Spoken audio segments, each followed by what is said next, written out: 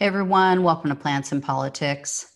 So I want to talk about something that isn't in the news, but I've seen more and more people kind of wringing their hands talking about stuff like this on social media. I see a lot of people on the left talking about their concerns about Biden losing and providing their ideas and thoughts on why. And I see the narrative already being set up, right? It's just like 2016 all over again. It's because of progressives, it's the Bernie bros, Democrats have learned nothing.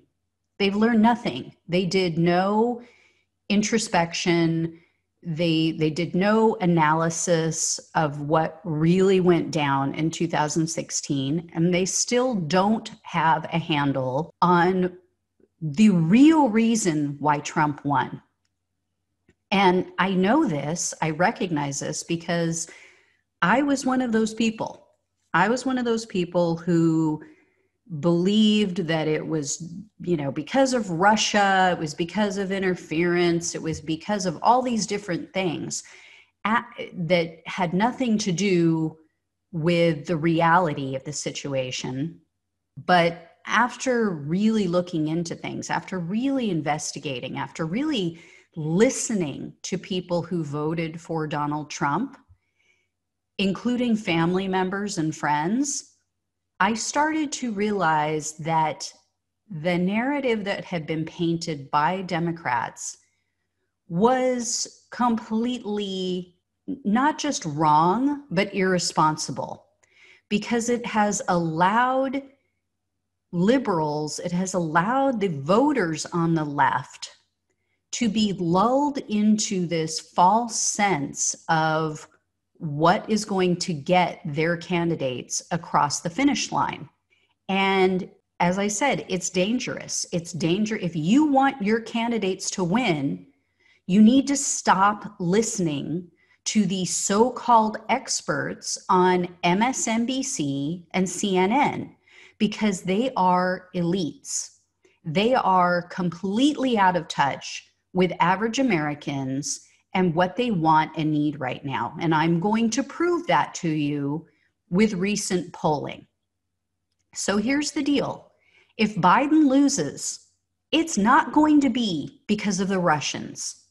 It's not going to be because a third-party candidate acted as a spoiler to keep Trump in office. And it's not going to be because Bernie bros and others are spoiled, entitled, or privileged. In fact, it's the complete opposite. And it will be because Biden is failing to listen to and adopt majoritarian views. He's failing to realize, as so many others on the left are failing to realize, this is not the 1990s or the mid-2000s.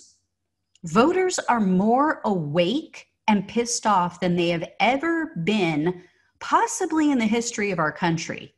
I know for certain more so than ever in my lifetime. And one of the major reasons for it is because the wealth gap has grown exponentially over the last few decades.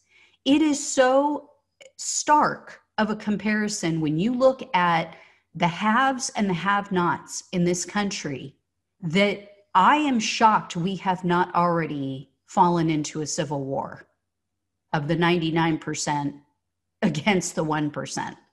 But that's where it's headed. So here's the deal. Biden could have a winning coalition.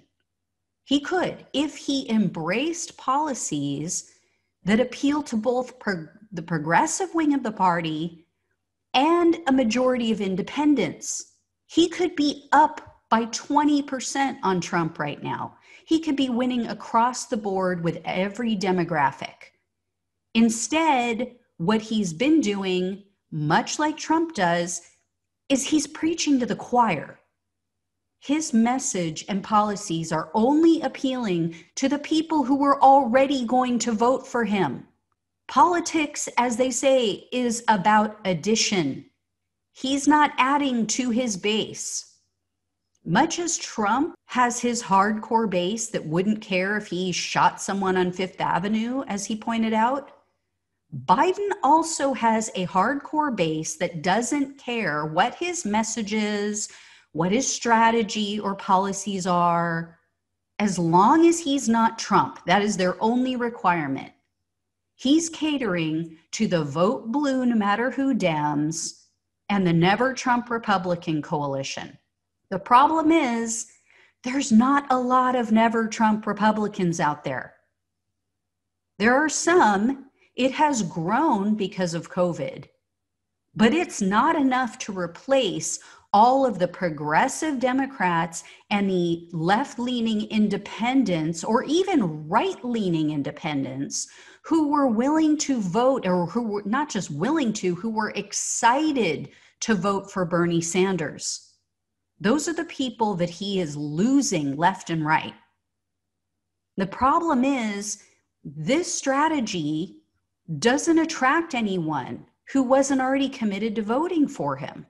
The vote blue, no matter who Dems and never Trump Republicans, were going to vote for whoever the Democratic Party put forth as a candidate. And this strategy, I would argue, is in fact turning Americans off and turning some people away from Biden and the Dems. We've seen this in recent polls because Trump is starting to see an increase among Latino and African American voters.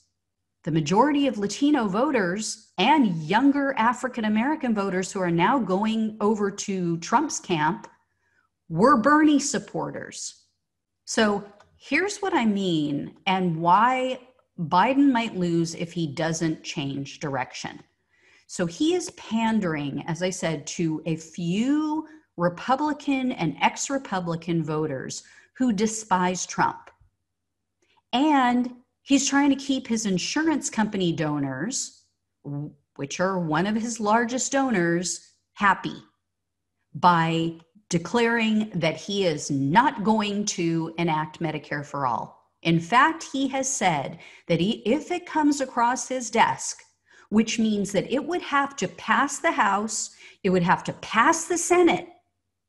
That means that those two chambers said, yeah, there's a desire for this in the country and we're going to vote for it. He's saying that even if that happens, he's going to veto it. So who does that appeal to? Now, liberals would say, oh, well, it's just not as popular with Republicans. No, I'm sorry. It's not popular with the John Kasichs and the Rick Wilsons of the world. You know why? Because they're entitled and privileged. They're completely out of touch with what average Americans need and want right now. They've got theirs. They've got money. They've got status. They've got everything they need. They're not suffering. They're not standing in a soup kitchen line. As a result, Biden is refusing to enact key populist messages and policies that average Americans desperately need right now. Policies and messages that are not partisan issues. They're embraced and desired by a large swath of the public and across the political spectrum. So, as I mentioned, Medicare for all, perfect example. An average of 67% of registered voters agree with the idea of Medicare for all. That's what they found in a recent Hill-Harris poll that was taken at the beginning of August, so just 1 month ago. When they broke it down, 87% of Democrats support Medicare for all. So almost 9 out of 10 Democratic voters want Medicare for all. This means that Biden is saying no to 9 out of 10 of his constituency. He's saying, I know that 9 out of 10 of you, the vast majority, want this, but no, I'm going to appease my insurance company donors who give me a shit ton of money, and I want to appeal to the few conservatives who have turned their back on Donald Trump. Now, what about the other political parties? How do voters who identify as other political parties feel about it? Well, that same poll found that 69% of independent voters are in favor of Medicare for all. 7 out of 10 independent voters. Now, you might say, well, Donald Trump isn't for Medicare for all. I get that. But then what's the difference? Do you understand that when voters look at this and they go, what's the difference? Why would I vote for your guy over Trump? If neither one of them is going to give me what I want and need, I may as well go vote for the Green Party. I may as well go vote for the Libertarian candidate, or I may as well just sit my ass at home. And here's the real kicker. Even 43% of the Republicans polled like the idea of Medicare for all. Now, not a majority, but that's a hell of a lot. More than 4 out of 10 Republicans want Medicare for all. And I would argue that if you explained it to them, if you explained how it would benefit them and how it would help small business owners to attract better employees, it would help small business owners to pay more in salary to employees, that it would help them grow their businesses, I believe you could get that number up much higher. And here's the really important key takeaway from this poll. This is the direction in which all political parties need to move to remain relevant. Because of the people polled, 18 to 49-year-olds were the ones who overwhelmingly supported Medicare for all. This is where the future is headed. And why? Well, let's see. A record number of people in America are unemployed. And as a result, they've lost their health care. So people are waking up to realize that it's probably a really asinine idea to tie healthcare to your job. They're also waking up to realize you don't need healthcare until you do, kind of like in the middle of a global pandemic. And they're realizing that our elected leaders are full of shit. Every other industrialized nation on earth has some sort of universal healthcare for their citizens. Why, in the so-called greatest country on the planet, can we not get our shit together long enough to give people coverage so that they don't end up in medical bankruptcy or dying of a disease that they could have gotten treatment for but couldn't afford it? And our so-called leaders claim there's not enough money to provide health care for Americans. Oh, how are you going to pay for it? That's all we hear. How are you going to pay for it? How are you going to pay for it? Yet, what Americans have realized, what we saw just recently, is how quickly our leaders were able to mobilize and get it together and gladly threw hundreds of billions of dollars at Wall Street. We can't afford a basic right. We can't afford health care for our citizens, but we can essentially socialize the stock market. Are you freaking kidding me? People are watching this go down, and they're starting to realize that the government is more than happy to take their money out of every one of their paychecks, right? They're more than happy to tax them and tax them in April of every year. But what does that money actually do to help you, to help people in America, average Americans? The answer, of course, is very little as compared to how it's used to bail out the 1% and the elites in this country and to fund a military that's already has a massively bloated budget, which is my next point. Biden, against what the majority of Americans want, recently announced that he plans to increase military spending. So again, this is the opposite of what the American public wants. And again, this is proven in a recent poll. And someone brought this up on social media and made the case that, well, he's trying to appeal to Republicans who like to see a really healthy military budget.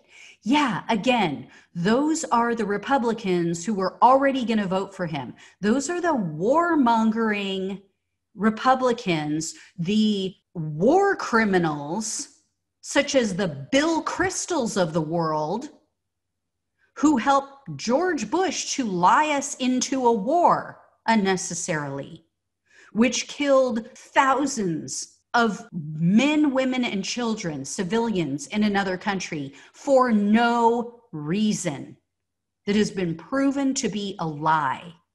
So yeah, those are the only people who want that. Those aren't the people I want in a party that I'm going to be affiliated with. And as I said on social media, if that's the direction of the Democratic Party, they can count me and my family out. They'll never get another vote from any of us. And here's the thing. Yes, Trump was full of shit in this regard as well. He did not keep his word about bringing the troops home. He has used the Obama playbook.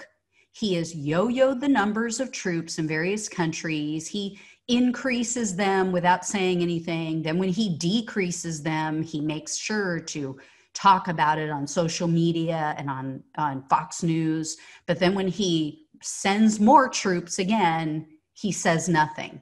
So the only thing people hear is that he's bringing troops home. They don't realize that a week later, he's sending even more. So there really has not been a huge decrease in the number of troops abroad under Trump's leadership, if you even want to call it that. But what liberals fail to understand is that, as I said, the only Republicans who want to keep the troops overseas and want to continue with wars are the people who benefit from these never-ending wars in some way. It either guarantees them a job or it guarantees them profits or both, because many of them are invested in the companies that make the ammunition and the weapons and the equipment. There's an entire industry that would be out of work if we stop bombing countries and if we stop trying to overthrow populist left-leaning leaders, as we just recently tried to do in Venezuela. A lot of people would be joining the millions of Americans who are unemployment right now in the military-industrial complex if we cut our military budget. And a majority of Americans are in favor of doing just that. So this is not my opinion. For the third consecutive year, the group called Eurasia Group Foundation conducted a poll of Americans to ask how they feel about our foreign policy and our military spending. So here's what they found out. A plurality of both Biden and Trump supporters favor diplomacy over intervention. And in fact, 56% prefer diplomatic engagement and negotiation with our adversaries, while only 23% voted for military intervention. When asked about increasing or decreasing military spending, Americans preferred to decrease spending by a 2-to-1 margin.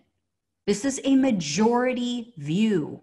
The most popular reason given for their rationale to decrease spending was because they would prefer to redirect defense spending to U.S. domestic resources. Gee, what a concept. Like, hey, I don't know, how about healthcare for people who don't have it, who could have a life-threatening disease?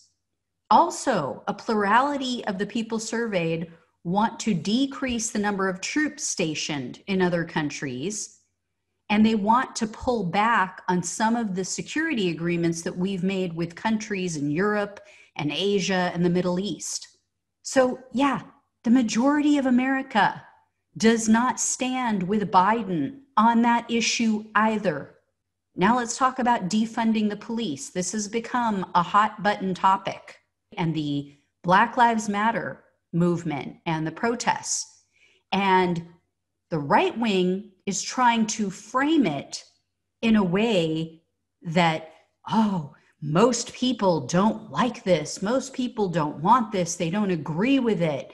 They think that it's gone too far, and this is the radical left wing taking over, and there's going to be chaos in the streets if Biden wins. Well, I don't know. Have you noticed that there's chaos right now?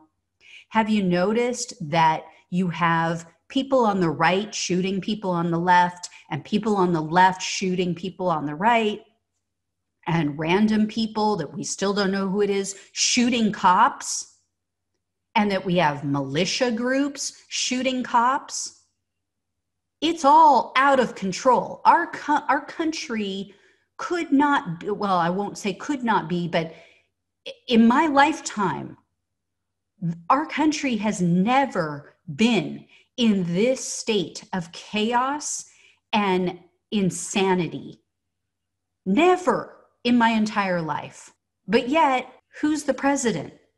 Last I checked, Donald Trump was sitting in the White House. Last I checked, this was Donald Trump's America, where we have massive chaos. But yet, liberals fall for this shit every time. They fall for it. Oh my God, the right said something negative about us. And oh my gosh, what if they're right? What if Biden's numbers are going down because of this? No, stop it. Stop it. Stop allowing the right to frame our narrative. Stop allowing the right to dictate what we do and don't do. When did they ever do that? The left critiques and talks about the issues and problems and negative actions of the right constantly. Do they ever change the way they go about things because of that? We allow them. The people on the left allow the right, they allow Republicans to frame the narrative, to put us in a box, and to dictate every move we make. It's bullshit. Just stop it. Just stop. Do your research, find out what you're talking about, and see if they're actually telling the truth. You know they lie. You know they lie as easily as they breathe. Why do you choose to believe them about this bullshit? And Biden appears to be buying into it as well. He keeps talking about giving the police departments more money. Let's give the cops more money as they're putting hoods over black men's heads and pushing on their backs and their heads into the pavement so hard that they stop breathing. Let's give them more money as they push elderly men like Martin Gugino down and crack his skull open and then just callously step over his body as his head is seeping blood. Yeah, let's give those people more money. Are you freaking kidding me? And Biden already has a shoddy history when it comes to race relations. Given his past racist remarks about integration and the fact that he authored the crime bill, which disproportionately and unfairly affected people of color in this country, he needs to take a hard turn to the left. So again, there's a poll. A majority of people polled by Monmouth University, a very reliable pollster, found that 77% of Americans understand that the phrase defund the police does not mean to abolish the police. So this new poll, it was literally just published, but it was done back at the end of June, I believe it was, in the beginning of July. It said that 73% of white, non-college educated Americans and 2/3 of Republicans know that the phrase defund the police simply means to change, quote, change the way the police departments operate.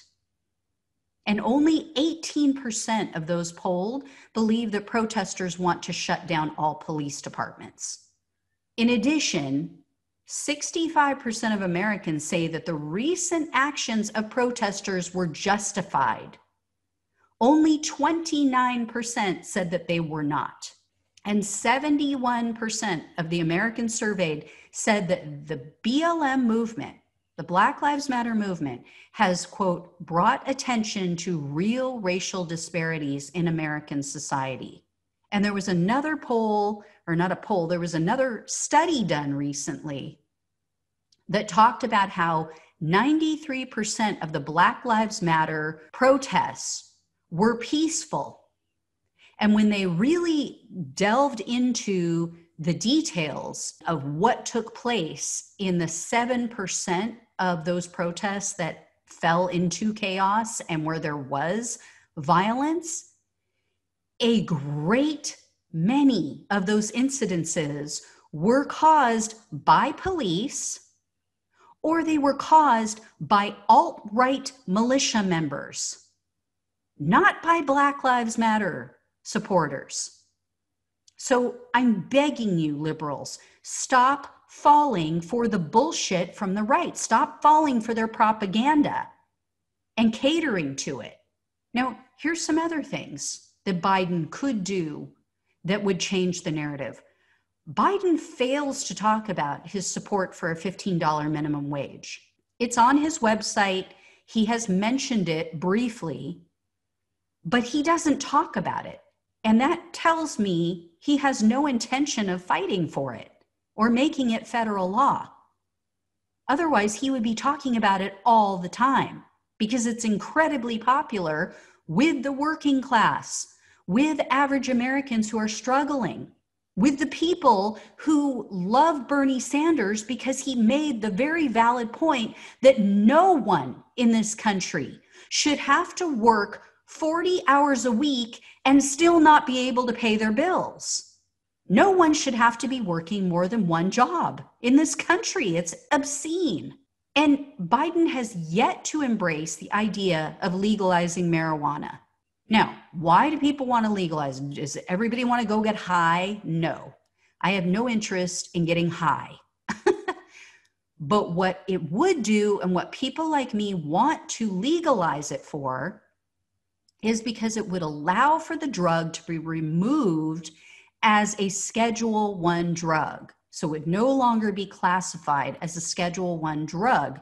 That in turn would allow a lot of nonviolent drug offenders to be released from prison, and for in the future for people to not be incarcerated because they are carrying marijuana. It's ridiculous that we have a drug that is also used for medical purposes that is less harmful than alcohol, but we're still criminalizing it. We're still locking people up in private for-profit prisons, by the way, for having marijuana. It's just stupid. That alone would go a long way in making reparations for Biden's horrendous crime bill and how many lives it ruined unnecessarily.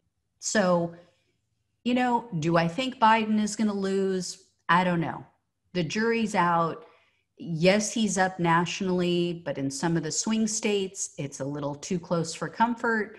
He's, not doing as well. And as I said, recent polling shows that Trump is pulling in more Latino and young Black voters.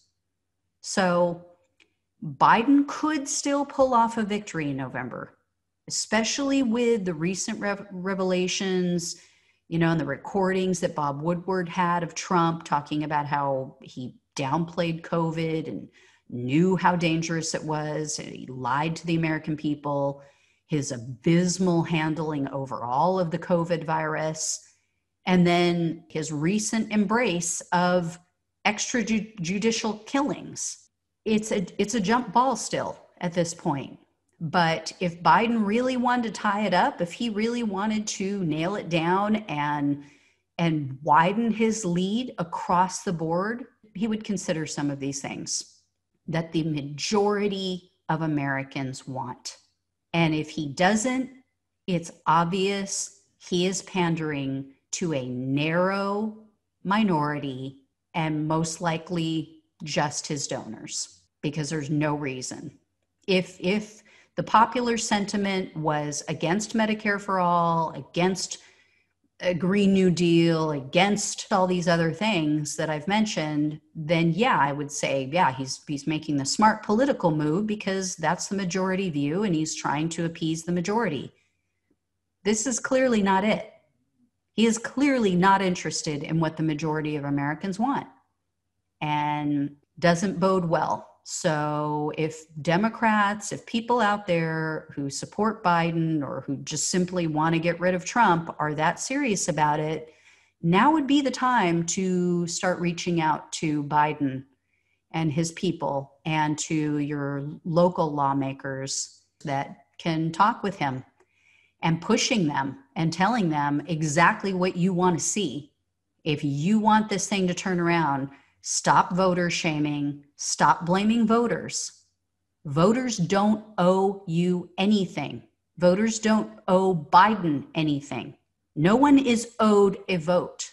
Votes are earned based on what you do, based on your policy platform, based on what you've done in the past, and what you're willing to do moving forward. There was a reason that Bernie Sanders drew in crowds of 20, 25,000 people at a time, because he spoke to the people, because his policies and his stances meant something to them. They meant change. If Biden wants to prove that he's not the status quo Joe that everybody thinks he is, then he needs to start acting like it. He needs to start talking like a progressive Democrat instead of a moderate Republican. Just my opinion, but I think I'm right. As always, guys, like, share, subscribe. I will talk to you soon. Take care. Thanks for listening to Plants and Politics. The only way we can take our country and power back is to spread the truth and build an army. So remember to like, follow, subscribe, and share on Facebook, YouTube, and wherever you listen to your podcasts. Thanks again.